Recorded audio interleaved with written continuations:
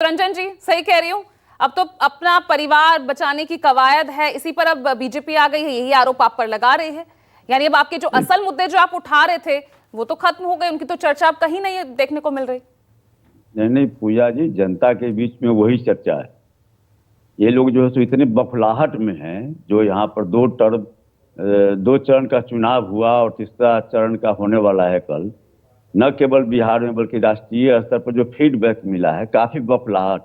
10 साल में तो कुछ इन्होंने किया नहीं, जनता के बीच में कुछ करने की स्थिति में है नहीं।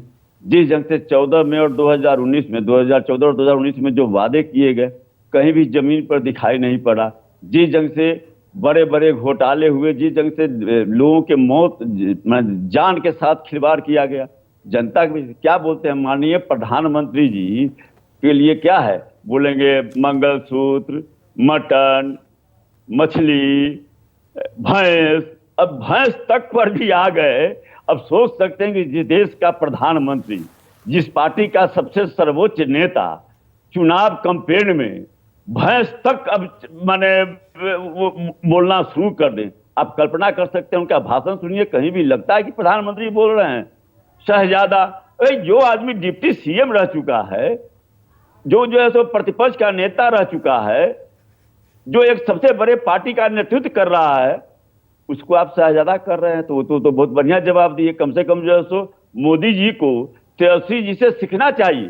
तेजस्वी जी ने उनको पिरजादा कहा, तो उनसे कम से कम सीख लेना चाहिए कि यहाँ साहब जो उनसे उम्र में छोटा है, अनुभव में छोटा है, पद में छोटा है, वह कैसी भाषा और किस शालीनता के साथ उनके साथ पेश आ रहा है। और वह जो उनके पिता के बराबर उम्र के हैं, लंबी राजनीति कर रहे हैं, वह एक नौजवान, होनहार नौजवान, जिसके पीछे पूरा बिहार आज पागल है, पूरा देश का नौजवान जिसको अपना आइकॉन मानता है, उसके बारे में ऐसी टिप्पणियां। अब जो बताइए, अब सोनिया गांधी जी के बारे में भाग गई। अरे भाई, यह जो है सो पार्लियामेंट का चुनाव है, कोई भी कहीं भी से चुनाव लड़ सकता है। या तो उसकी लोकप्रियता है, उसकी स्वीकार्यता है, या तो राहुल गांधी की स्वीकारता है कि साउथ इंडिया से भी लड़ रहे हैं, नॉर्थ से भी लड़ रहे हैं। मोदी जी में हिम्मत है तो क्यों नहीं साउथ इंडिया में गए चुनाव लड़ने? स्वीकार्यता का फैसला करे कैसे? जनता तो घर से निकल नहीं रही है। जनता जो निकल रही है वह एनडीए के खिलाफ निकल रही है, और जो भी जनता निकल रही है वह इंडिया गठबंधन के पक्ष वाले जो मतदाता हैं वे निकल रहे हैं। उनके जो समर्थक से वे निष्क्रिय हो गए, क्योंकि झूठ जनता के बीच में जवाब देने लायक नहीं है। वे देख रहे हैं कि किस ढंग से झूठे वादे किए गए, झूठे सपने दिखाए गए। 2014 में कहा गया 50 दिन का समय दीजिए, 10 साल हो गया। जो 50 दिन मांग रहे थे आज 10 साल हो गया, लेकिन जनता के बीच में कुछ कहने की स्थिति में नहीं है।